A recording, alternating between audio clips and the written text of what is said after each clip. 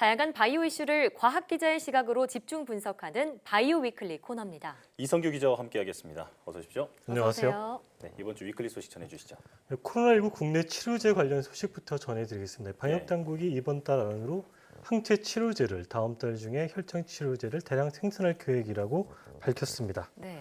11월 대선을 앞두고 트럼프 행정부의 백신 승인 압력이 지속하는 가운데 미국과 유럽 9개 제약사가 안정성과 효능이 입증된 뒤에만 백신 승인을 신청하겠다고 공동 선언했습니다.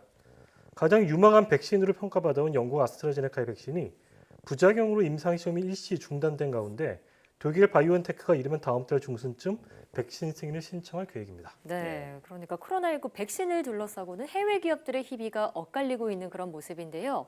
자, 그런가 하면 코로나19 치료제와 관련해선 국내 기업들이 생산체제에 돌입할 예정이라는 반가운 소식이 들려왔습니다. 오늘 바이오 포커스에서는 세포치료제 전문 기업인 SCM 생명과학 이병건 대표와 자세한 얘기 나눠보겠습니다. 대표님 어서 오십시오. 어서 네, 오세요. 반갑습니다. 네. 자, 줄기세포를 포함해서 세포치료제 연구는 그동안 여러 제약이 있었습니다. 네. 하지만 최근에 첨단 재생 바이오법, 이른바 첨생법이 시행되면서 일대 전환을 맞고 있는데요. 대표님께서는 첨단 재생 의료 산업협의회 회장도 맡고 계신데 이 법의 시행으로 앞으로 어떤 변화를 기대할 수 있을까요? 네. 지난 8월 28일부터 시행된 이 첨단 재생 바이오법은 두 파트로 되어 있습니다. 네. 네, 첫째 파트는 첨단 재생 의료 분야인데 여기서는 임상 연구를 확대해서 새로운 적응증이나 기존 연구에 대한 초기 임상 기회를 늘리고 장기 추적 조사 등을 통해서 안전성 확보를 강화하는 목적입니다. 예. 그리고 두 번째 파트는 첨단 바이오 의약품 분야로 신속한 제품화 지원에 관한 내용입니다. 네. 이 내용은 맞춤형 심사, 또 우선 심사, 조건부 허가 이거에 대한 내용과 역시 장기 추적 조사 등에 따라서 안전성을 보장하기 위한 규제과학센터에 대한 내용들이 있습니다. 네. 따라서 이 법의 시행으로 세포 치료제나 유전자 치료제 같은 재생 의료에 관한 안전성 확보와 빠른 시간에 시장에 진입할 수 있는 그런 제도가 마련되었다고 봅니다. 네. 이 말씀 주신 그 첨단 재생 의료 산업협의회는 국내에 있는 세포 치료제와 유전자 치료제를 연구 개발하는 회사들의 모임입니다. 예. 줄기세포나 아니면 면역세포 회사들이 들어와 있고요. 총 한 70개 정도 회사가 들어와 있습니다. 그렇군요. 그래서 이게 하는 일들은 글로벌하게 퍼져 있는 이런 재생의료 관련 협의회들과 예. 네트워킹을 가지고 우리나라의 산업이 글로벌로 갈 수 있게끔 도와주는 그런 역할을 하고 있습니다. 예. 이 첨생법이 시행되면서 그 SCM 생명과학의 그 주요 연구 개발도 탄력을 받을 것으로 전망이 되는데 네네. 그 파이프라인 간략하게 소개 좀 해주시죠. 네네.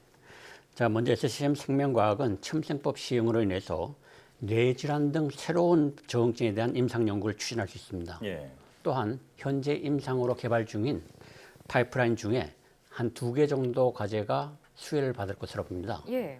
그 중에 하나가 이 현재 임상 이상 진행 중인 만성 이식편대 숙주 질환이고요. 네.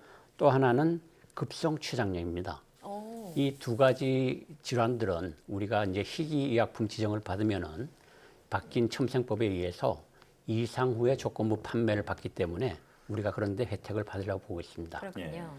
지금 현재 우리가 임생 중인 그 과제에 대해서 말씀드리면은 가장 시장성도 크고 관심 있는 분야가 아토피 피부염입니다. 네. 예. 아토피 피부 같은 경우는 지난 3년간 중증의 아토피 환자에 대해서 치료 목적 사용 임상 결과를 해보면은 우리가 줄기세포를 2주 간격으로 3번 투여를 합니다. 네. 그걸 맞고 나서 굉장히 증세가 호전되어서 그 효과가 1년 내지 2년간 지속되는 그런 환자들이 있습니다. 예. 그래서 그런 결과를 바탕으로 우리가 올해 초에 이제 임상 1상을 진행 중에 있고요. 현재 20명의 환자 중에서 19명에 대한 투여가 끝났습니다. 저희가 중간 결과 보면 굉장히 양호하고요. 이걸 바탕으로 해서 우리가 미국 임상이나 해외 라이선스를 추진하고 또 내년부터는 한국에서 임상 2상을 진행할 예정입니다. 예. 이 제품은 특히 국내에서는 한동약품이 우리의 이제 파트너입니다. 예. 그래서 임상 3상을 진행을 하고 시판할 예정이고요. 아시아 시장에서는 우리의 말레이시아에 있는 파트너인 듀오파마사가 임상을 진행을 하고 아시아 시장에서 판매를 할 그런 약이 되겠습니다. 예. 그 아토피 치료제 임상 계획에 대해서 설명을 드렸고요. 네, 이제 이 SCM이란 그 제닉신의 미국 합작 법인인 그 코이뮨 네네, 최근에 그 이탈리아 바이오 회사인 그 포뮬라를 인수했잖아요. 네네. 이 코유미는 주로 어떤 일을 하는 회사이고 네. 이 포뮬라 인수가 어떤 상승 효과를 낼 것으로 기대가 되는지 네. 좀 설명 좀 해주시죠. 네, 세포 치료제는 크게 두 가지가 있습니다. 하나는 우리가 처음에 했던 줄기세포가 있고요. 예. 그다음에 이제 면역 항암제를 개발하는 면역세포가 있습니다. 예. 그래서 우리가 이 면역세포에 대한 파이프라인을 가져오기 위해서 이 미국에 있는 코이민을 인수했고 그 코이민을 통해서 올해 이탈리아에 있는 포뮬라를 인수했습니다. 코이민이 하는 질환은 전이성 신장암이라고 하는 고형암입니다. 거기에 이 면역세포 중에 하나인 수지상 세포를 사용을 해서 미국에서 임상 2B상을 진행을 하고 있습니다. 네. 그래서 굉장히 빠르게 진행이 되고 있고요. 올해 초에 인수한 포뮬라라는 회사는 혈액암을 개발하는 회사입니다. 예. 그래서 지금 최근에 면역 항암제 중에 가장 핫한 분야가 CAR-T 치료제입니다. 예. CAR-T 치료제라는 것은 면역세포인 T세포를 유전자 변이를 해서 암세포를 공격하게 하는 그런 새로운 제형이고 네. 혈액암의 보통 이 완치율이 한 30~40%밖에 안 되지만은 예. 이 CAR-T를 사용을 하면은 90% 정도 완치율이 보이는 아주 놀라운 제품입니다. 예. 그런데 이 CAR-T 치료제는 두 가지 문제점이 있습니다. 하나는 가격이 너무 비싸요. 한 번 치료하는데 4억 원 내지 5억 원이 들고요. 한 번 치료하는데요. 네, 그 다음에는 부작용이 심합니다. 그래서 이번에 이태리에서 우리가 개발하는 차세대 CAR-T 치료제는 이런 가격을 훨씬 낮추고 또 부작용을 줄인 새로운 개념의 이 치료제입니다. 예. 가격을 줄이기 위해서 우리가 하는 방향은 기존의 CAR-T 치료제는 환자의 혈액을 사용했습니다만은 네. 우리가 이탈리아에서 개발하는 것은 건강한 사람의 혈액을 쓰기 때문에 훨씬 거기에 대한 원가가 낮아지고요. 예. 또한 바이러스를 쓰지 않기 때문에 거기에 대한 그 부작용이라든지 제조 원가가 굉장히 떨어지는 그런 효과를 보이고 있습니다. 네. 가격 경쟁력은 높이면서 부작용은 줄였군요. 맞습니다. 이제 카티와 같은 그 면역세포 치료제 임상 계획에 대해서 좀 설명해 주셨는데 네. 원래 SCM의 장점이 그 줄기세포 분야잖아요. 네, 맞습니다. 최근에 이제 코로나19가 좀 장기화 증후를 보이면서 네, 네. 이 코로나19와 관련한 그 임상도 진행하고 있다고요? 네, 네. 일단 미국에서 이제 환자가 많이 생겼지 않습니까? 네. 그래서 미국의 중증 환자들이 이제 주로 이 호흡기를 차고 있습니다. 근데 거기에 다른 치료제가 잘 안 듣는 환자들에 대해서 이 줄기세포를 투여를 해봤어요. 그래서 호주에 있는 메조브라스트라는 회사가 그런 중증 환자 12명에 대해서 줄기세포를 투여를 했더니 예. 10명의 환자가 호전이 되어서 퇴원을 했습니다. 네. 그래서 국내도 최근에 이제 중증 환자가 지금 160명이 넘어가고 있습니다. 그래서 다른 치료제가 없기 때문에 우리가 지금 어제부터 해서 사실은 순천향병원에서 중증 환자에 대한 우리 줄기세포 치료제를 투여를 하고 있습니다. 그렇군요. 그래서 그런 결과가 잘 나오면은 저희가 그런 걸 바탕으로 해서 정식 임상을 추진을 하려고 그러고요.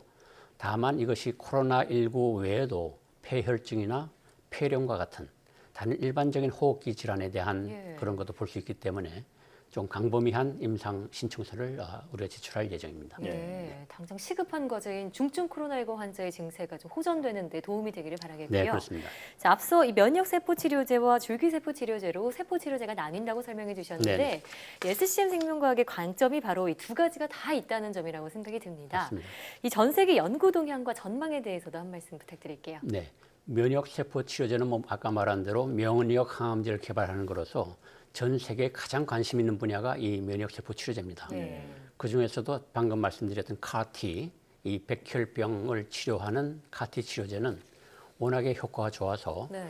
그것을 개발하던 카이트 파마라는 회사는 네. 그 한 제품으로 길리아드라는 회사에 14조 원에 매각이 됐고요. 예. 길리아드는 그 렘데시비를 개발한 회사죠. 맞습니다. 예. 네. 또 한 회사인 주노라는 회사는 셀진이라는 회사에 11조 원에 팔렸습니다.